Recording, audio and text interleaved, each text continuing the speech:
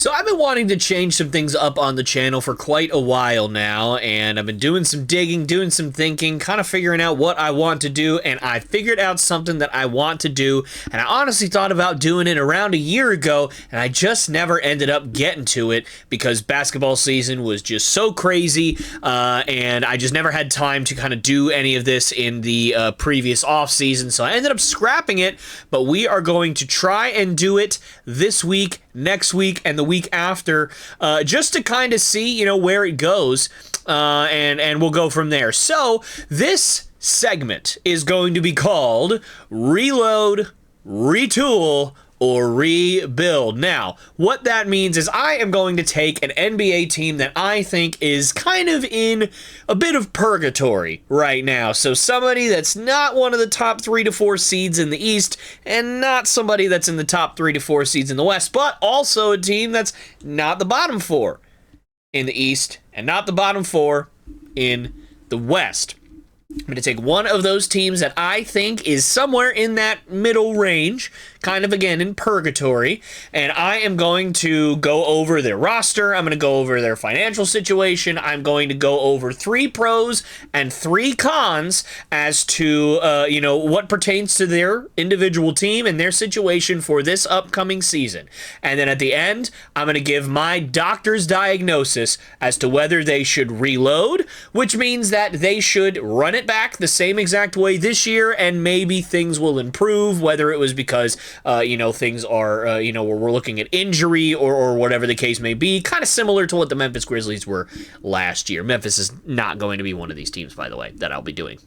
Whether they should retool, which is maybe they should mostly run it back, but maybe swap out a couple pieces for some other pieces, maybe let one guy go in free agency and replace him with another, similar to what the 76ers did this offseason, or should they rebuild, blow it up completely, start all over, because you guys are not going to win a championship. You should just be as bad as you can next year to try and save some draft capital and get some young talent into your roster. Don't really have a last year comparison to that, I guess, off the top of my head. The Wizards, I guess. I don't know. They didn't really they blew it up the offseason. I guess that does qualify. The Wizards, yeah, we'll say the Wizards. Again, none of those 3 teams will be being featured in this series, so it's fine to use those as examples. So that's kind of how the series is going to go. Let's just jump right into it here. So, as for the roster, so here is the roster for the Phoenix Suns. We'll start with the point guards. Devin Booker, obviously one of the best players in the NBA. He was one of the featured superstars on the Olympic roster for this season, and there's a reason for that. He's absolutely wonderful. Not necessarily a pure point guard, but he typically ran the point for them last year, so I am going to count him as a point guard in this circumstance. He could obviously just be qualified as a shooting guard, but we're going to call him a point guard just for simplicity's sake. Tyus Jones, brought him in on a minimum contract this year, one of my favorite signings of the offseason. He is a really, really good offensive player. He's capable of scoring 20 points a night if you give him enough kind of run with the ball. I believe he was on the Wizards, ironically enough, last year, and he did well over there.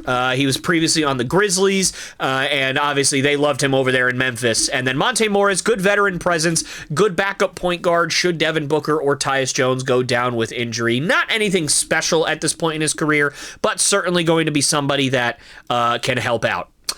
On to the shooting guards. So this is a pretty good group here. So Bradley Beal, I think he really played more of the 3 last year, but again, he's qualified and kind of, always been looked at as the 2 on the Wizards, and then obviously last year with the Suns as well. So I'm going to look at him as more of a 2 here just for the sake of this depth chart here, but he may play the 3 very well this year, similar to what he did last year. So Bradley Beal, It's tough to really talk about Bradley Beal at this point in his career. He's not had a lot of playoff success. Last year, there was a lot of expectations on his shoulders, and he said all the right things. He said that he was excited about going to the playoffs. He's been chomping at the bit, and none of the regular season matters. He said all the right things. When it came down to it, though, he just wasn't very good, and that's kind of been the story of his career so far in the playoffs. He just hasn't been very good. Grayson Allen, huge breakout season. I don't have his exact statistics pulled up here, but all I know is that he was statistically the best three-point shooter in the NBA in terms of percentage last year. And he probably chucked up a good 6 or 8 a game. So it's not like he was getting no shots up.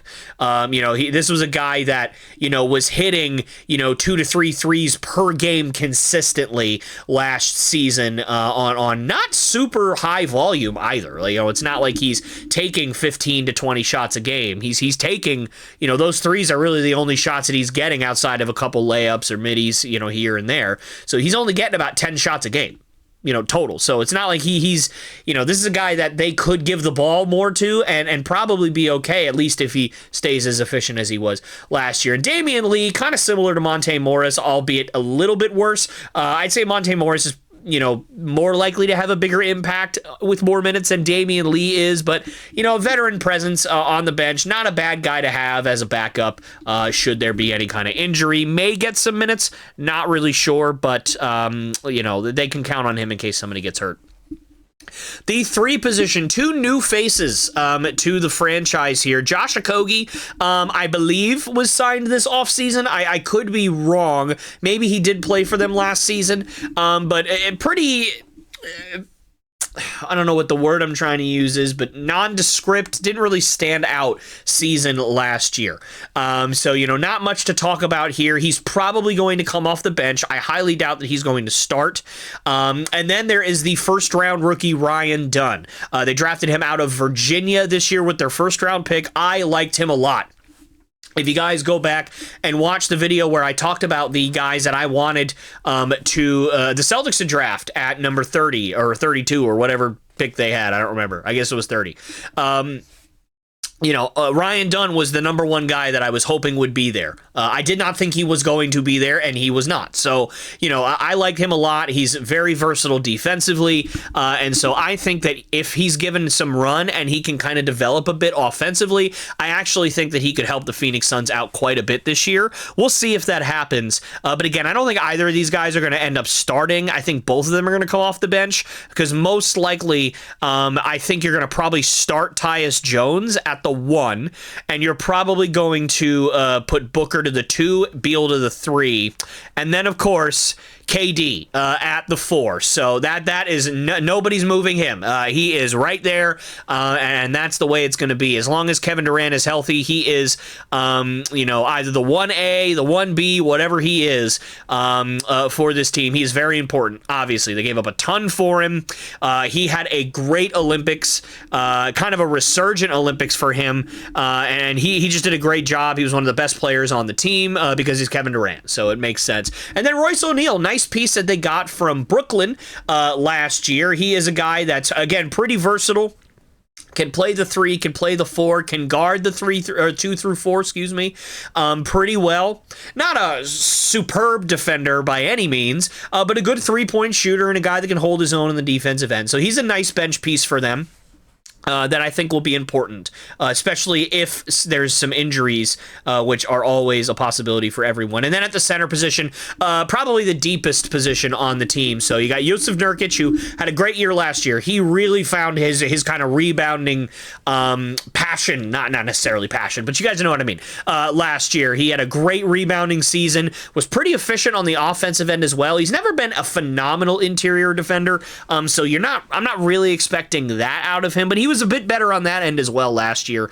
Bol is classified as a center. I'm more looking at him as a 4, I would say. But, again, as a backup center, I think that's fine. He's obviously got the height for it. A guy that, is very exciting. Everybody loves to watch Bol play every time he does, but he's just a defensive liability. That's really what his problem is. He's great offensively, but defensively he's putrid. And he's just very skinny, so he doesn't have a lot of strength to kind of hold guys off in the interior, so he tends to struggle. And then Mason Plumlee, again, kind of similar to Morris. a veteran presence that you don't have any problems with going towards on the bench. If he needs to play 10 minutes a night, I don't think anybody is going to be too mad at that. Not going to do anything spectacular. Not really a guy that you can expect to, get 8 boards and 8 rebounds in 10 minutes. Although I guess he could, but, it's pretty unlikely. But, he's a guy that's a good veteran presence. He knows his way around, and he'll do just fine for you. And then last but not least, we'll talk about the two-way guys.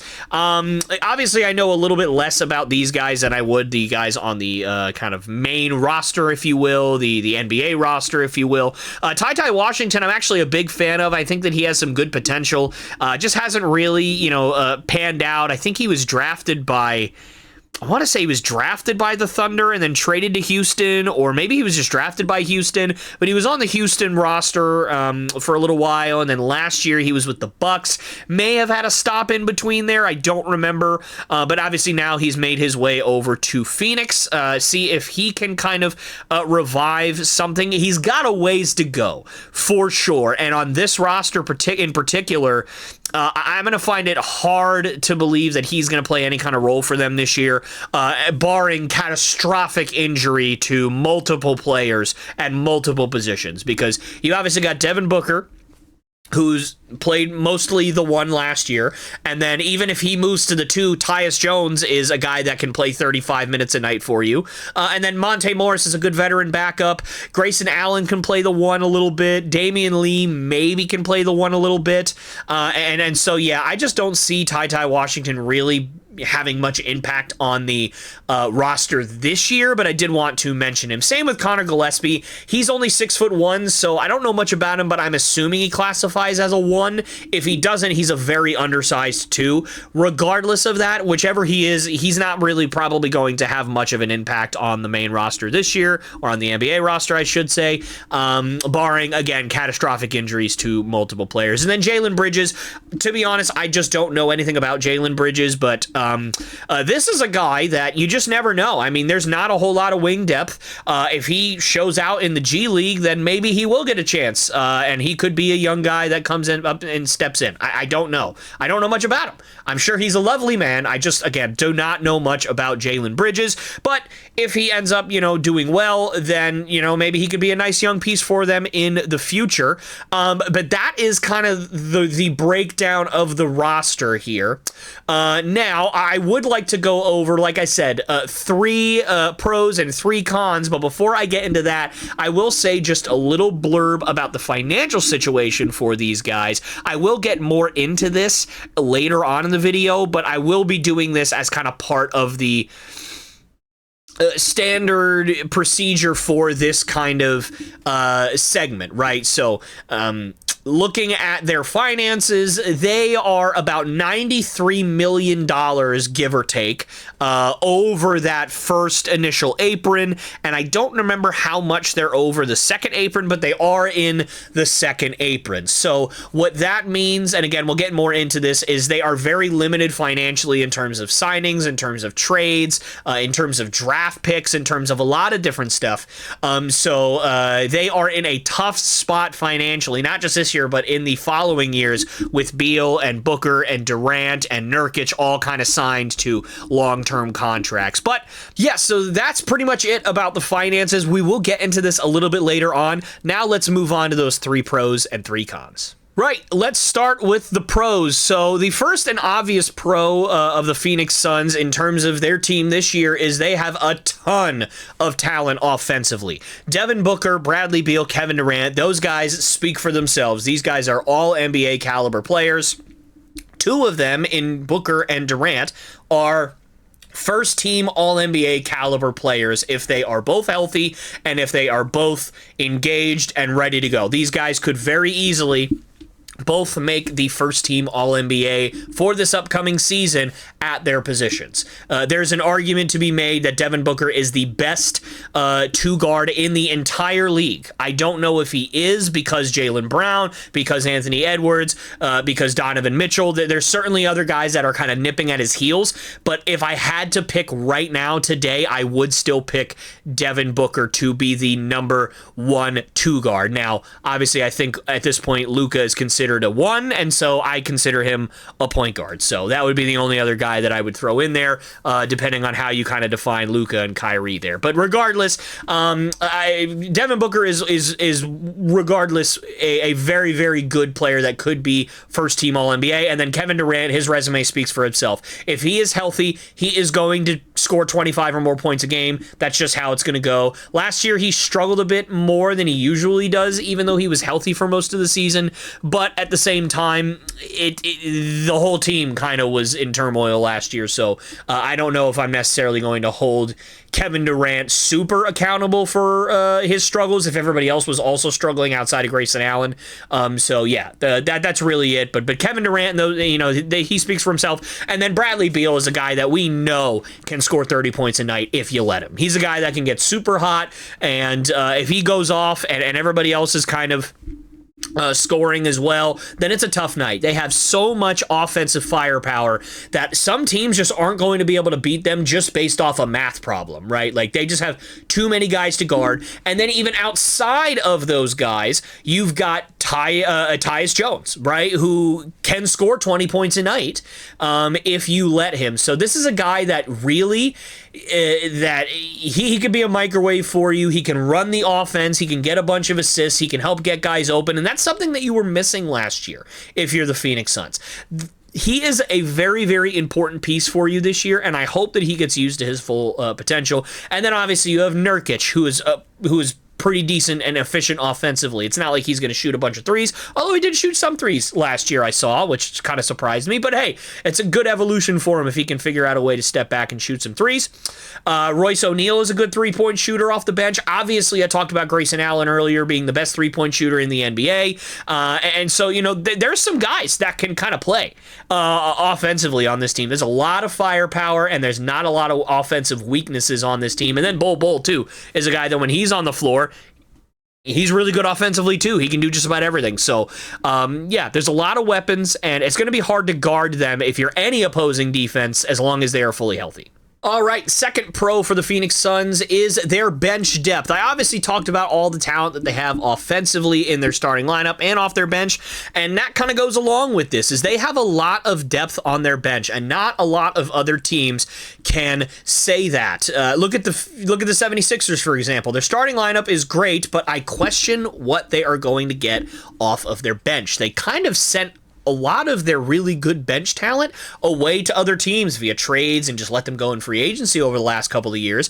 I question what kind of production they are going to get off of their bench. That's just one example, right? But the Phoenix Suns don't really have that problem. They actually have guys that can come in and play big minutes, 20 to 25, maybe even 30 minutes a night, and you're not going to feel too bad about it. I mean, a guy like, Grayson Allen, that is a good defender, or at the very least an average defender, right, in the NBA, and a good three-point shooter. You feel good about playing him a bunch of minutes if, say, Devin Booker or Bradley Beal need a rest, or they get injured and are sitting out a day. You don't feel too bad about Grayson Allen coming in there. Same with Royce O'Neal, right? And same with, a guy like Bol. Yes, he's not great defensively, but he's a guy that can, at the very least, pick up some offensive slack for you if somebody were to go down. And then, of course, you've got somebody like Josh Okogie, who is a bit inefficient offensively, but a guy who's a vet that can step in. He's, 26, 27 years old, has been around for a few years. You trust a guy like that to come in off the bench and kind of get the job done for you. So they have a lot of depth on the bench that I really like, and I think that if they do go through kind of an injury bug, they can, at the very least, kind of hover at that 500 range while they are out, unless, of course, they just lose everybody. If they lose everybody, then obviously they're not going to be very good, like the Memphis Grizzlies last year. They had a lot of depth. They just literally lost all of their depth. Like, everybody got injured. I think they were breaking, records and stuff like that for how many people were injured and how many minutes, were played by guys in the G League, and it was just a whole mess for the Grizzlies. So let's hope that doesn't happen to anybody this year. That would be terrible. But yeah, unless you lose a bunch of guys, if you lose one or two guys at a time, if you're Phoenix, then you feel pretty good about your bench being able to come in and get the job done. All right, the third pro for the Phoenix Suns is their reliance on veterans and the amount of veterans that they have on their roster. Now, this can be a con depending on your way of looking at it, but for me, it is a pro. Oftentimes, teams will have to rely on rookies or really young players to step up and be great. A team like the Celtics, for instance, has the opposite problem, and kind of similar to the Phoenix Suns here, although in a different way, in that now the Celtics have a lot of veteran depth. They've got, some younger guys like 25, 26 years old that are, not super old or anything like that, but, they've been in the league for a few years that they're now relying on. I am sifting through the rotation for the Boston Celtics in my head right now, and there is not a single guy that is a rookie or a second year that is going to play a hugely prominent role on that team. And that is a good thing because oftentimes rookies are a roll of the dice, a flip of a coin. You never know what you're going to get, not only on a night-to-night basis, but just in their career. Yeah, if you've got the number one pick in the draft and you're going to rely on him, that makes a little bit more sense. If you got the number 2 pick, that makes a little bit more sense that you're going to rely a little heavier on them at first. But for a team like the Suns that are drafting in the low to mid to late 20s every year, do you want Ryan Dunn? And no offense to Ryan Dunn, I already sang his high praises. I like him. I think he's going to be a great NBA player.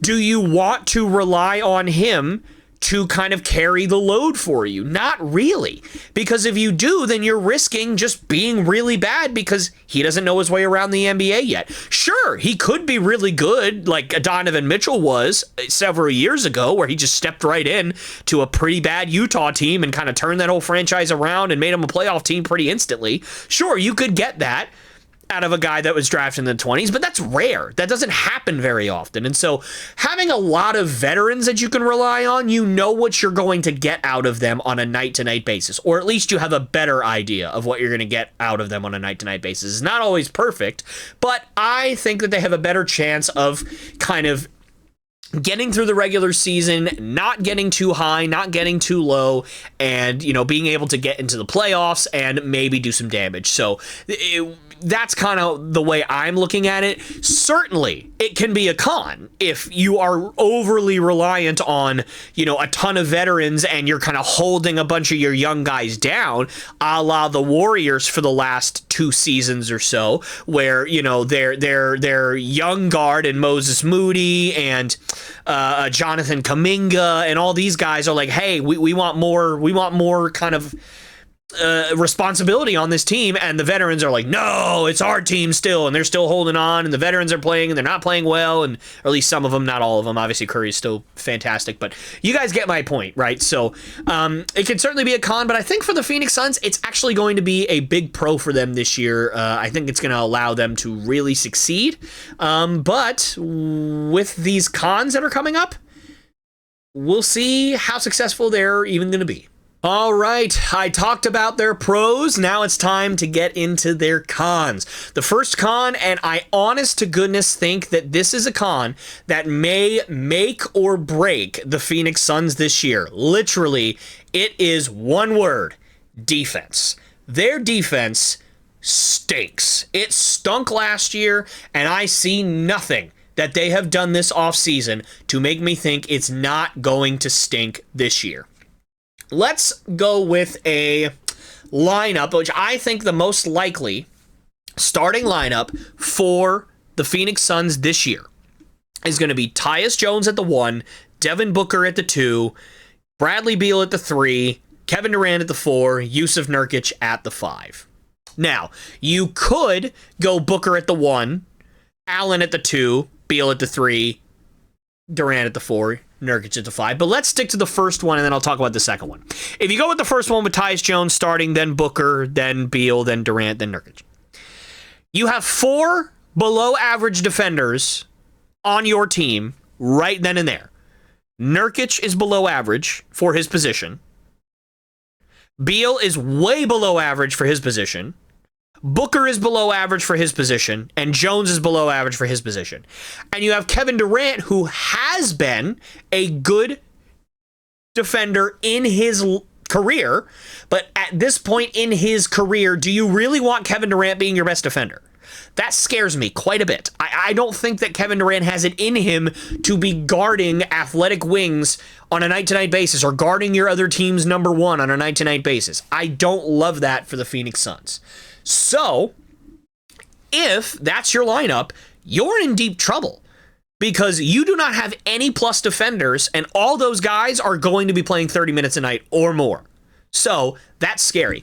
But let's say you go with the second lineup. You go Booker at the 1, Allen at the 2, Beal at the 3, Durant at the 4, Nurkic at the 5, which I would say was the consensus starting lineup for them last year for the most part. Well, last year their defense was atrocious, first of all, but second of all, okay, fine. Grayson Allen is a decent defender at his position. I will give you that, but it still means you are starting 4 below average defenders on your team. Okay, 3, maybe not Durant. That's still not good. And plus, we've seen this lineup now. It's not good defensively. Yes, I love that they brought in Tyus Jones. They needed to bring in a point guard that's going to help distribute the ball. But he's a bad defender. Very, very bad defender. Way below average at defense. And factor in this. The age of their players is not getting any younger. I said earlier the veteran part of their team is going to help them, and I do think it will. But where it could hurt is as your guys continue to get older, as Beal continues to get 1 year older, Nurkic continues to get 1 year older, Durant continues to get 1 year older, so on and so forth. Guess what? Your defense doesn't get better as you age. It gets worse because your athleticism starts to drop. And especially for guys like Tyus Jones, like Kevin Durant, like Devin Booker, they are needed to carry the offense. And so if you are needed to carry the offense, your defense sometimes can slip unless you are on a very, very disciplined team that does not allow that to happen, that everybody's a two-way guy. That really only exists in Boston right now, to be honest, maybe in Minnesota as well. So we will see how that goes for Phoenix, but I don't see any reason to why they may not still be the worst defense in the entire NBA. That could single-handedly destroy their hopes. Sure, this team has a lot of offensive firepower, and they can score 130 points a night, but if they're giving up 132 points a night, it's not going to matter. Another con, and this is a big one that reared its ugly head last year. They were the absolute worst fourth quarter team in the NBA, and it was not even close. Now, what does that mean? That means that their point differential in the fourth quarter for the regular season was somewhere around minus 13 points per fourth quarter, which means they were getting outscored by an average of 13 points in the fourth quarter just about the entire season. Now, I didn't look by the end of the season. It may have been a little bit better than that by the end of the year. I'm not sure. But for the most part, they were getting outscored for the entirety of the year in the fourth quarter. Now, obviously, they still ended up being the 6th seed, so it's not like it killed their playoff hopes or anything.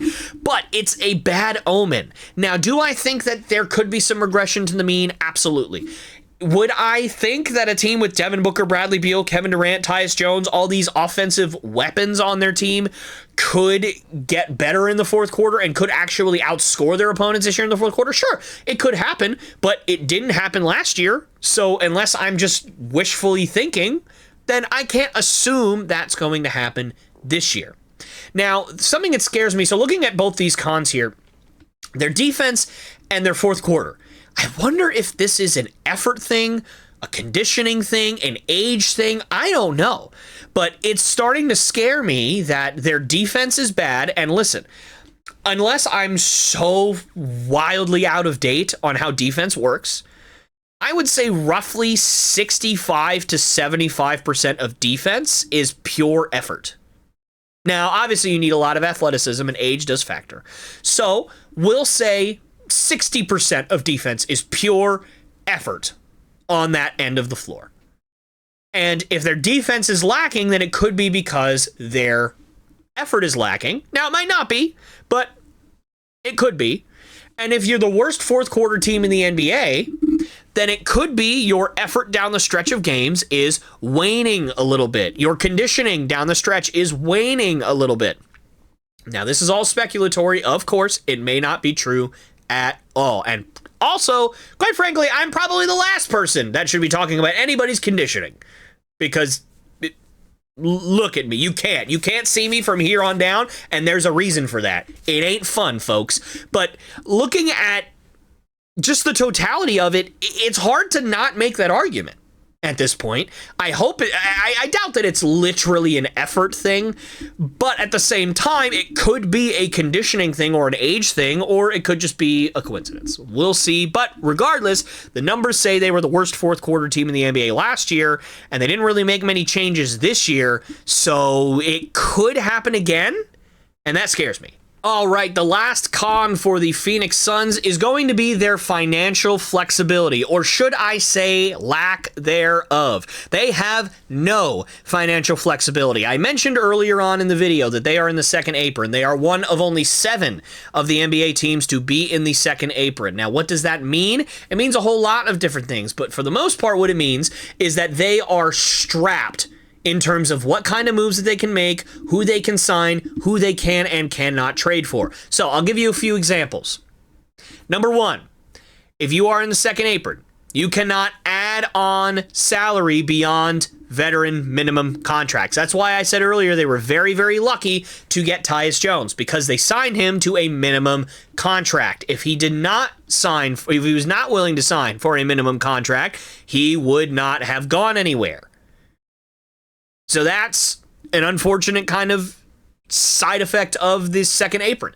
You can't sign, you have no mid-level exceptions, you don't have anything like that. So you cannot bring in any outside help that's beyond a veteran minimum. So you're limited in terms of the kinds of talent you can bring in. You cannot trade for a player, I should say, for cash. So you cannot send cash out with any of your trades in order to get a player. So, it's not like they can do that. You also cannot trade for a player to add on salary if you just send out draft picks. It has to be a player for a player, and the salaries have to match, or the other team has to be willing to take on more salary in order to make the trade work. You cannot have it where you take on more salary than you already have in a trade, regardless of what you send out. So you can't trade cash, you can't trade draft pick for player, and lastly, you cannot sign a player who was bought out for more than $12 million. That is a rule that I think was implemented a couple of years ago. PJ Tucker was one that everybody was kind of looking at because I think his salary was like $11.4 million. And so he was just underneath the threshold. And they ended up not buying him out, and he played the rest of the year on the Clippers. So regardless of that, I think that the Phoenix Suns right now, with all of those kind of straps that they have financially, they are very limited in terms of who they can and can't bring in. So if they start to struggle this year, the only thing that they can do is trade away guys. They can't trade for guys unless they give stuff up. Now, there's a few reasons for that. Obviously, the big contracts of Kevin Durant, Bradley Beal, Devin Booker, they speak for themselves. That's already there.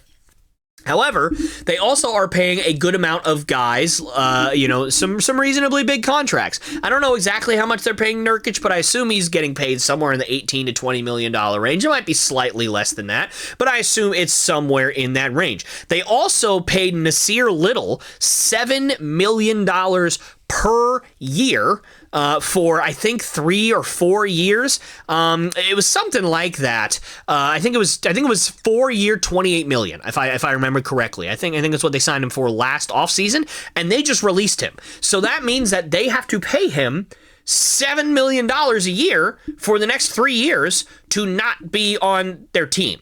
So that's unfortunate when you are in the second apron, because usually that multiplies. That tax just continues to be paid, and they're going to end up paying somewhere in the range of $20-25 million a year for a guy that now does not play for your team if you include what you have to pay the NBA in tax and all that stuff for being in the second apron. So that's kind of unfortunate that they had to do that. I don't know why they released Nasir Little, if he was hurt or if he asked to be released or whatever the case may be. I know that I think it was today or yesterday he signed with the Miami Heat. So he'll be on the Heat this year. We'll see if that works out for either party. But all of this to say, if the Phoenix Suns are, the 6th seed like they were last year and we're around the trade deadline, the Phoenix Suns can't do anything. They cannot add. They cannot do anything. They can only subtract, basically. Unless they find somebody who somehow was on a vet minimum and got released, and they pick him up, and maybe he's a guy that can come off the bench and do a little bit well for them. But they're not trading for any other stars. They're not kind of getting anybody that's going to be making $10 to $12 million a year. You're not going to find any Derek Whites rolling around, in terms of being traded away for draft picks like the Celtics did a few years ago. They are just going to have to rely on veteran minimums to come in and kind of do their work for them, and then hope that a guy like Ryan Dunn kind of can step up and be great for them despite his draft kind of slot there. So we'll see how it goes, but those are the 3 cons. So let me see, what do I diagnose them with? Alrighty, folks, so I have crunched the numbers, I've looked over everything, and here is my prediction for the Phoenix Suns this year. I think the Phoenix Suns will win 45 games. I think the Phoenix Suns will be the 7th seed in the West. I think that they will win the play-in tournament, and I think that they will be eliminated in the first round of the playoffs for the 2nd year in a row by this year's number 2 seed in the West, the Minnesota Timberwolves. And I think that after this year, the Phoenix Suns should rebuild. I know. It's something that I don't really want to say because I think that they have an opportunity to be great. But unfortunately, I just don't think it's going to happen. And I think if you have another year with this core that it does not work, you get eliminated in the first round, I think KD's got to go. I think Bradley Beal's got to go. You try and redo it again with Devin Booker because he's your franchise guy. You start over next year. And you go from there. But what do you guys think? Do you guys think that the Phoenix Suns should rebuild? Do you think that they should retool? Or do you think that they should reload and just run it back regardless of what happens this year? Do you agree with my assessment as to where they're going to end in a very, very crowded Western Conference now? That's one of my main reasons. The Western Conference is very crowded, so let me know what you guys think down in the comments section below.